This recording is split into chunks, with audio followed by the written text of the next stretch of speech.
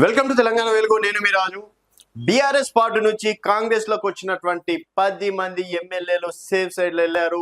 ఎక్కడ కూడా ఉప ఎన్నికలు రాని పరిస్థితి. సో నిన్ననే ఇటు కడియం దానం నాగేందర్ పైన స్పీకర్ గారు క్లీన్ షీట్ ఇవ్వడం అనేది జరిగింది. సో 8 మందికి దాదాపుగా 2 నెలల ముందే క్లీన్ షీట్ ఇచ్చేశారు. వాళ్ళు ఎక్కడ కూడా పార్టీ మారలేదు, అసలు కాంగ్రెస్ కి సంబంధమే లేదు, వాళ్ళు బీఆర్ఎస్ లోనే ఉన్నారు. బీఆర్ఎస్ పార్టీకి కరుడు గట్టిన ఎమ్మెల్యేలు ఆ 10 మంది అన్నట్టు కూడా స్పీకర్ గారు నిన్న క్లీన్ షీట్ ఇచ్చారు. దీని సవాలు చేస్తూ ఈరోజు సుప్రీం కోర్టులో కూడా సో స్పీకర్ నిర్ణయమే వాళ్ళు తీసుకుంటారు. ఇక్కడ నేను చెప్తేనో మీరు చెప్తేనో ఇంకెవరో చెప్తేనో నిర్ణయం తీసుకోరారు. స్పీకర్ ఏమి ఇచ్చిండు, సో వాళ్ళు ఇంకా 10 మంది ఇక బీఆర్ఎస్ లోనే ఉన్నారు. జస్ట్ ఏదో కండువాలు వేసుకున్నారు, ఆయన ప్రభుత్వంతో కలిసి పనిచేస్తున్నారు, అండ్ సీఎం గారిని కలవడంలో తప్పు ఉండదు కదా. సో ఆ మాత్రాన వాళ్ళు కాంగ్రెస్ పార్టీలో ఉన్నారని ఎట్లా చెప్తారు అన్నట్టు కూడా స్పీకర్ గారు చెప్పేయడం.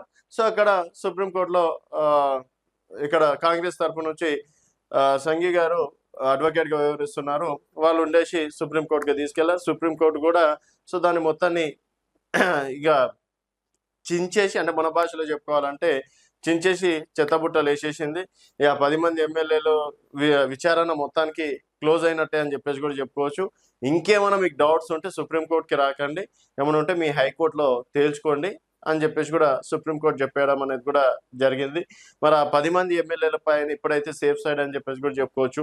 నిన్న మొన్నటి వరకు అట్లీస్ట్ ఖైరతాబాద్ లో అయినా సరే ఉప ఎన్నిక వస్తుంది. ఎందుకు అంటే దానం నాగేందర్ గారు బీఫామ్ మీద గెలిచి ఏకంగా బీఫామ్ తీసుకొని కాంగ్రెస్ పార్టీని ఎంపీగా పోటీ చేశారు. అది ఎంపీగా పోటీ చేసినట్టు అక్కడ సెంట్రల్లో కూడా ఉంటుంది. సో ఆ మాత్రం అనేది డెఫినెట్ గా సుప్రీంకోర్టు అయినా సరే గ్రహిస్తుంది. ఆ విధంగా ఖైరతాబాద్ లో ఉప ఎన్నికలు వస్తాయని చెప్పేసి అనుకున్నారు. సో ఇంకా సుప్రీంకోర్టు కూడా దాన్ని డిస్పాచ్ చేసేయడంతో ఇంకా మొత్తానికి 10 మంది ఎమ్మెల్యేలు అయితే సేఫ్ సైడ్ లో ఉన్నారని చెప్పేసి కూడా చెప్పుకోవచ్చు. సో ఇంకొకసారి మేనిఫెస్టోలో ఏ పార్టీ వాళ్ళు కావచ్చు, గతంలో బీఆర్ఎస్ పార్టీ ఇప్పుడు అంటే ఇక్కడ కాంగ్రెస్ నేమ్ అన్నికే లేదు, బీఆర్ఎస్ పార్టీకి అదే కదా 12 మంది ఎమ్మెల్యేలను తీసుకుంది, ఒకటి కాదు రెండు కాదు. అందుట్లో తలసాని శ్రీనివాస్ యాదవ్ గారికి మంత్రి పదవి ఇచ్చింది, సబితా ఇంద్రారెడ్డికి మంత్రి పదవి ఇచ్చింది, ఇలా కీలక సుధీర్ రెడ్డి గారికి మూసీ డెవలప్మెంట్ కార్పొరేషన్ చైర్మన్ ఇచ్చింది, దానికి సంబంధించి 500,000 కోట్లు బడ్జెట్ కూడా కేటాయించడం అనేది జరిగింది. సో ఇప్పుడు అదే పని కాంగ్రెస్ నేతలు చేస్తున్నారు. మళ్ళీ రేపు ఇంకో పార్టీ వచ్చేసి వేరే పార్టీ ఎమ్మెల్యేలను మేము తీసుకుంటే మేము ఫిరాయింపుల చట్టం అని చెప్పేసి జనాలు కూడా విసుకెత్తిపోయారు. ఇంకా జనాలకు కూడా అలవాటు అయిపోయింది, ఏ పార్టీ గెలిస్తే ఆ పార్టీలకు ఎమ్మెల్యేలు వెళ్ళిపోతారని.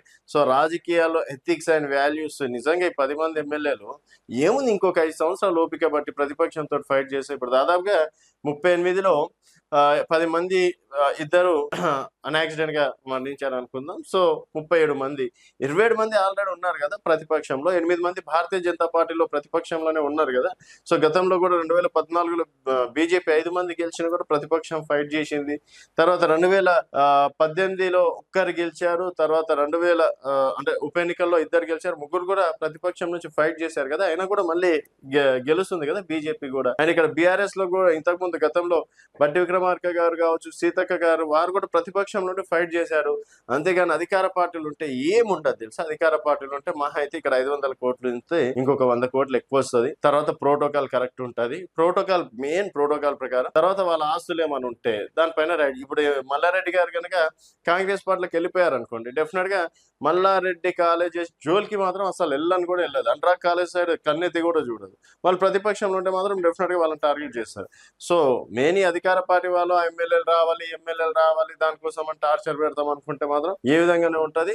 సో మొత్తానికి ఒక్కసారిగా ఏంటంటే ఎథిక్స్ అండ్ వాల్యూస్ పాలిటిక్స్ లో గంగల కలిపిరు మంటలు కలిపిరు అని చెప్పేసి చెప్పుకోవచ్చు. ఇంక ఈ రోజు సుప్రీంకోర్టు కూడా చెప్పేసింది. సో సేఫ్ సైడ్ లో నాకు తెలిసి ఈ రోజు కొనుక్కు నిండా అంటే ఈ 2-3 రోజుల్లో మరి టెన్షన్ పడ్డారేమో, ఇప్పుడు టెన్షన్ పడాల్సిన అవసరం లేదు సార్, మీరు బీఆర్ఎస్ లోనే ఉన్నారు, సుప్రీంకోర్టు చెప్పేసింది, ఇక్కడ మన స్పీకర్ గారు కూడా చెప్పేశారు. సో సుప్రీంకోర్టు కూడా ఈ నిర్ణయం తీసుకోవడానికి మీరు ఏ విధంగా చూస్తున్నారు అనేది మీ అభిప్రాయాల కింద కామెంట్ రూపంలో తెలియజేయండి. చూస్తూనే ఉండండి తెలంగాణ వెలుగు.